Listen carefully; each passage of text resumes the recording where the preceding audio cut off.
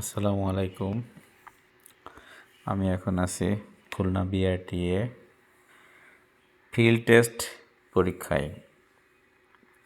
আপনি যদি driving licence করতে যান তাহলে এই ফিল্ড টেস্ট ব্যতীত আপনার ড্রাইভিং লাইসেন্স আপনি কোনোভাবেই পাবেন না। ড্রাইভিং লাইসেন্সের জন্য 3টা পরীক্ষা উত্তীর্ণ হতে হয়। একটা হচ্ছে প্রথমেই বায়োমেট্রিক, তারপরে রিটেন, তারপরে ভাইভা, চতুর্থ ধাপে এসে ফিল্ড টেস্ট। এই ফিল্ড টেস্টে পাস করতে হবে, তারপরে আপনি পরিপূর্ণভাবে পাস করবেন। ফাইনাল স্টেজ বা ফাইনাল ধাপ হচ্ছে ফিল্ড টেস্ট। এখানে মোটরসাইকেল আর বাম পাশে কার পরীক্ষার জন্য কার রাখা আছে। শেষ পর্যন্ত দেখলে আপনারা দেখতে পারবেন কিভাবে ফিল্ড টেস্ট নেওয়া হয়। ফিল্ড টেস্ট মূলত এই যে রডগুলো দেওয়া আছে লাল পতাকা, এই রডের ভিতর দিয়ে জিগজ্যাগ টেস্ট বা জিগজ্যাগের মাধ্যমে এই যে বিআরটিএ কর্মকর্তা যাচ্ছে, এখনই পরীক্ষা আরম্ভ হবে বা অনুষ্ঠিত হবে। প্রথমে জিগজ্যাগ এসে ঘুরে পুনরায় আবার জিগজ্যাগ যেতে হবে। যারা যেতে পারবে তারা ফিল্ড টেস্টে পাস করবে, আর যারা যেতে পারবে না তারা ফেল করবে। আর বাম পাশে একটা কার, বিআরটিআর নির্ধারিত কার আছে রাখা। এই কারে 200 টাকা ফি দিতে হবে। ফি দিয়ে ওই কার আপনাকে রিভার্স জিগজ্যাগ যেতে হবে। যদি আপনি যেতে পারেন তাহলে পাস করতে পারবেন, আদারওয়াইজ আপনি ফেল করবেন। তবে হ্যাঁ, একটা কথা বলে রাখি, 5ই আগস্টের পর বাংলাদেশে বা খুলনা বিআরটিএতে আমি গিয়েছিলাম, মোটামুটি বলা যায় যে কোনোভাবে ঘুষ, দুর্নীতি বা দরবেশ বাবার আনাগোনা কম নেই আমি বলবো না। আমি এটাও দেখেছি যে দরবেশ বাবার মাধ্যমে বা ঘুষ খেয়ে তাদের মাধ্যমে ড্রাইভিং লাইসেন্স কন্ট্যাক্ট করতেছে, আবার অনেকে নিজে নিজে পরীক্ষা দিচ্ছে বা নিজে নিজে কনফিডেন্ট।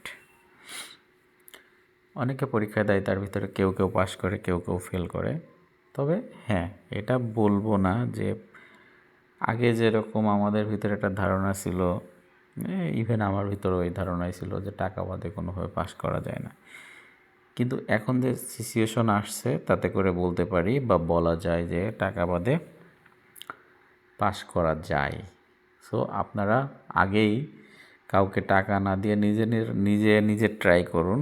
একবার দুইবার ট্রাই করলে আমার ধারণা পাস করা সম্ভব বা পাস করতে পারবেন।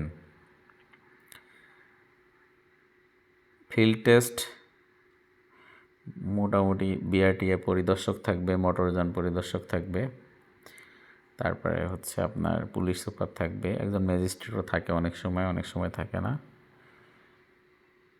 পুলিশের লোক থাকে, ট্রাফিক কন্ট্রোলার সম্ভবত।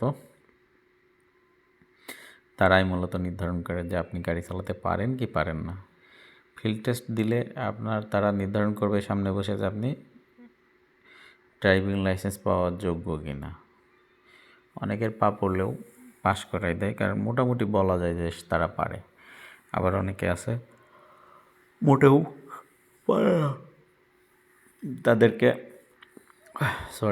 তাদেরকে ড্রাইভিং লাইসেন্স দেয়। এই যে এখানে একটা ড্রাইভিং লার্নারের ফটোকপি দেখালাম। এটি একটি লার্নার, এই ভাইটা পরীক্ষা দিতে আসছে। উনি মূলত পরীক্ষা দিতে আসছে শুধু মোটরসাইকেল ড্রাইভিং লাইসেন্স করার জন্য। যদি মোটরসাইকেল ড্রাইভিং লাইসেন্স করার জন্য পরীক্ষা দিতে যান তাহলে মোটরসাইকেল জিগজ্যাগ টেস্টে পাস করতে হবে। আর যদি লাইট প্লাস মোটরসাইকেল অর্থাৎ কার প্লাস মোটরসাইকেলের জন্য পরীক্ষা দিতে যান তাহলে আপনাকে দুটাই পাস করতে হবে আলাদা আলাদাভাবে। প্রথমে মোটরসাইকেল, পরে লাইট। 200 টাকা জমা দিয়ে বিআরটিএ থেকে। তো আরও একটা কথা বলে রাখি, মোটরসাইকেল যারা নিয়ে যাবেন না বা যাদের মোটরসাইকেল নেই, এখানে 100 টাকা দিলে মোটরসাইকেল ভাড়া পাওয়া যায়। ভাড়া দিতে হবে মোটরসাইকেলের জন্য 100 টাকা আর কারের জন্য 200 টাকা, যদি আপনারা নিজেরা কার বা মোটরসাইকেল না থাকে। আর যদি আপনাদের থাকে তাহলে আপনারা নিজেরা সেটা পরীক্ষা দিতে পারবেন, সেক্ষেত্রে আপনার কোনো ফি বা টাকা দেওয়া লাগবে না। তবে হ্যাঁ, একটা জিনিস মাথায় রাখবেন, এখন কিন্তু আর ঘুষ বা অন্য কিছু চলতেছে না। সো নিজেরা জেনে শুনে পরীক্ষা দিতে যাবেন। এই যে জিগজ্যাগ টেস্টের জন্য মোটামুটি সবাই প্রস্তুত। এখন জিগজ্যাগ টেস্ট দিবে। মোটরসাইকেল জিগজ্যাগ টেস্ট দুই পাশেই হতে থাকে। এক পাশে মোটরসাইকেল পরীক্ষা হতে থাকে, আর একদিকে কার পরীক্ষা হতে থাকে।